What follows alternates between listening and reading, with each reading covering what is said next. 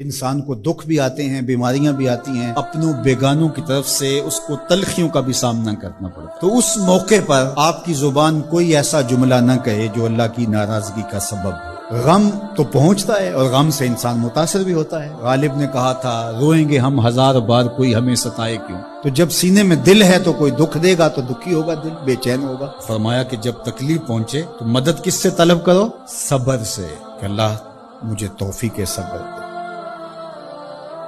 7 ستمبر کا دن تھا، 1974 کی شام تھی، 4:35 ہو رہے تھے جب دستخط ہوئے کہ مرزائی چاہے ربوی ہوں چاہے لاہوری ہوں کافر ہیں، اور پھر ہر سمت سے نعرہ تکبیر اور نعرہ رسالت کی آوازیں آنے لگی اور تاجدار ختم نبوت زندہ باد کی صدائے دل نواز گونجنے لگی۔ پھر اس وقت سے لے کر یہ پاکستان کے خلاف سازشوں میں اور زیادہ مصروف ہو گئے۔ پوری دنیا کے اوپر پھیلے ہوئے مرزائی پاکستان کو رسوا اور بدنام کرنا چاہتے ہیں۔ حضور سے پوچھا گیا حضور ایمان کیا ہے؟ فرمایا جب نیکی تجھے خوش کر دے اور برائی تجھے پریشان کر دے تو سمجھ لے کہ تو مومن ہے۔ ہاں کبھی ایسا بھی ہوتا ہے کہ اندر مر جاتا ہے، ضمیر مردہ ہو جاتا ہے، پھر گناہ کرنے کے باوجود بھی انسان کچھ محسوس نہیں کرتا، اور یہ بدترین کیفیت ہوتی ہے کسی شخص کی۔ پھر نہیں پتہ چلتا کہ وہ اچھائی کر رہا ہے اور برائی کر رہا ہے۔ تو ہمیں اچھائی کی طرف اپنے آپ کو راغب کرنے کے لیے اپنا محاسبہ ضرور کرنا چاہیے۔ مخلوق جب مشکل میں، تکلیف میں، اذیت میں، پریشانی میں، بدحالی میں مبتلا ہو تو اس کے ساتھ کھڑا ہونا،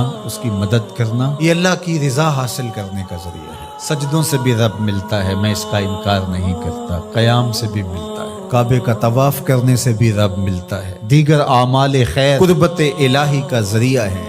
لیکن جب کسی پریشان حال ضرورت مند کے کام آ جائیں تمہارے رب کا قرب تمہیں نصیب ہو۔ میرے والد گرامی رحمت اللہ تعالی علیہ فرمایا کرتے تھے کہ جس سے دوستی ہو، جس سے محبت ہو، اس کے لیے یہ چاہا کرو کہ وہ جنت میں بھی ہمارے ساتھ جائے، کہ اللہ اس سے میری دوستی ہے، ہم اکٹھے رہتے ہیں، میرے مالک کہیں ایسا نہ ہو کہ قیامت کے دن میں یا یہ آتش دوزخ میں چلے جائیں، اللہ اس طرح ہمیں جنت میں بھی اکٹھے رکھنا۔ تو ایسا نہیں ہے کہ ہم کہیں کہ جنت میں اللہ اس کو نیچے والے درجے پہ رکھنا اور ہمیں اوپر والے درجے پہ رکھنا، یہ خواہش نہیں ہونی چاہیے، بلکہ حضور نے اپنے ساتھ جنت میں ہونے کی لوگوں کو بشارت دی ہے، جبکہ وہ نبیوں کے امام ہیں۔